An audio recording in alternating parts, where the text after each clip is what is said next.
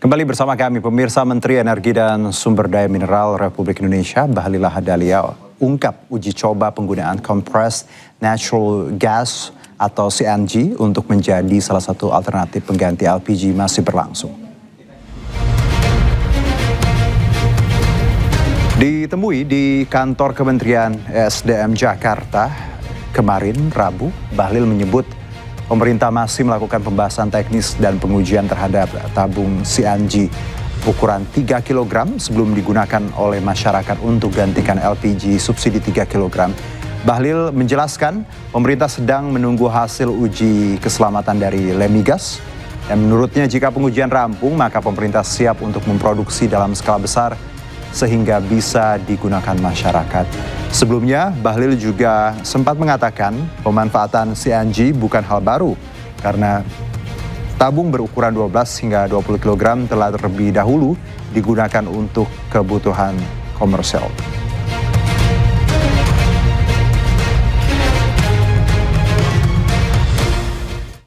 Oh gini, CNG ini untuk 3 kg masih kita melakukan exercise dan uji coba terhadap tabungnya. CNG ini kita lakukan dalam rangka mencari salah satu alternatif terhadap substitusi impor kita yang besar. Bayangkan kita impor per tahun itu 8,6 juta ton untuk konsumsi. Di saat bersamaan devisa kita setiap tahun hanya untuk membeli LPG sekitar 130 sampai 150 triliun.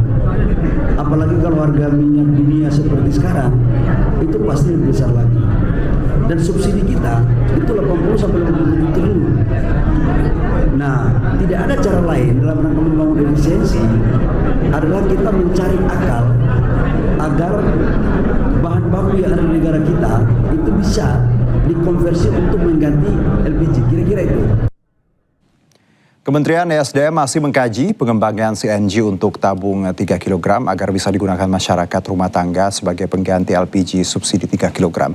Lalu sebenarnya apa perbedaan CNG dan LPG? Berikut informasinya.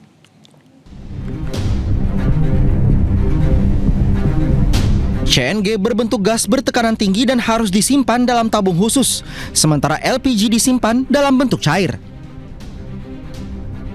Untuk komposisi, CNG didominasi metana dari gas alam, sementara untuk LPG komposisinya campuran propana dan butana.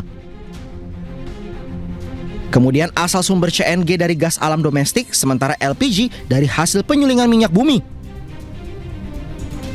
Lalu untuk harga CNG diklaim 30 hingga 40% lebih murah dibandingkan LPG, sementara LPG lebih mahal karena bergantung pada impor. Dan untuk dampak terhadap lingkungan, pembakaran CNG lebih bersih dan emisi gas rumah kaca lebih rendah. Sementara LPG menghasilkan emisi lebih tinggi dibanding CNG.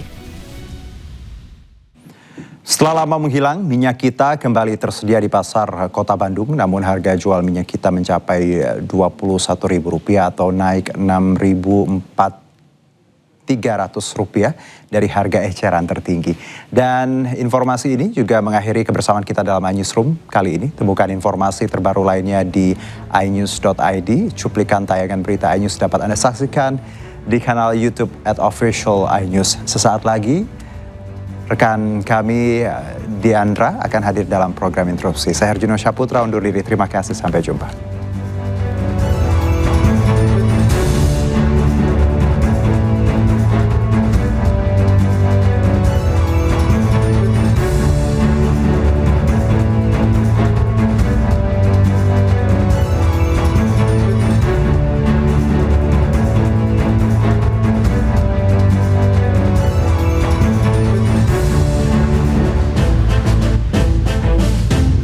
Setelah 1 bulan menghilang, minyak kita kembali tersedia di pasar tradisional di Kota Bandung, Jawa Barat, salah satunya di Pasar Kosambi.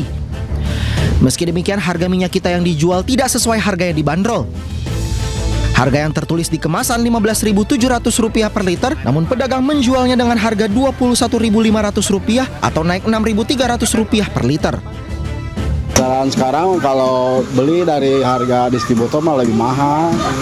Iya. Jadi berapa mungkin untuk dijual per liter? Untuk per liternya sekitar 21.000, 21 sampai 21.500 lah gitu per liter. Harga HET-nya seharusnya berapa sih? Harga HET-nya harusnya 15.700. Itu harga pemerintah. Kalau barang ada dari Bulog, bisa datang dari Bulog mah dijual segitu 15.700. Menurut salah seorang pembeli, langka dan mahalnya harga minyak kita membuat mereka beralih ke minyak curah atau minyak kemasan lain. Oh susah, jarang ada, ini juga cuma 2 biji, nggak banyak. Jadi tetap aja kita belinya yang biasa kita beli gitu, bukan minyak kita. Jadi lebih memilih merek lain berarti daripada untuk sekarang? Iya. Karena lebih mudah gitu? Lebih mudah ditemukan sama... Tersangka kasus fitnah ijazah Jokowi, Roy Suryo, hari ini mendatangi Polda Metro Jaya. Roy datang untuk melaporkan wajib lapor. Roy Suryo datang ke Polda Metro Jaya bersama tim kuasa hukum. Dalam kesempatan ini, Roy kembali menjelaskan mengenai kasus ijazah Jokowi. Salah satunya dugaan rekayasa yang dilakukan Rismon Sianipar. Dugaan rekayasa tersebut diungkap oleh kreator konten Topi Merah. Roy Suryo meminta agar Topi Merah tidak takut. Roy Suryo pun tetap meyakini ijazah Jokowi palsu. Beberapa waktu yang lalu, kenapa kita meneliti yang namanya unggahannya Dian Sandi? Dan tadi disampaikan oleh Pak Azam dan juga disampaikan oleh Mas Gafur, bahwa seseorang yang sangat cerdas, namanya Topi Merah, meneliti rekayasanya Rismon. Sekali lagi, rekayasanya Rismon terhadap unggahan Dian Sandi. Unggahan Dian Sandi itu seperti ini. Pada tanggal 1 April 2025 yang lalu.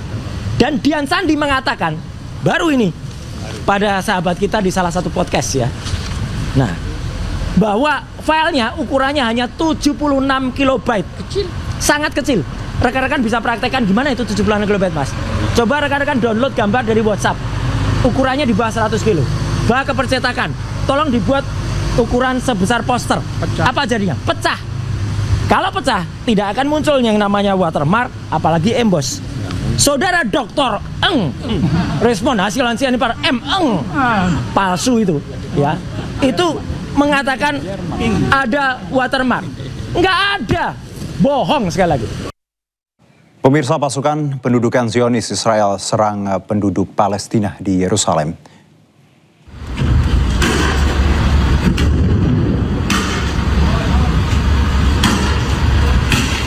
Terlihat sejumlah pasukan Zionis Israel menyerang penduduk Palestina menggunakan gas air mata.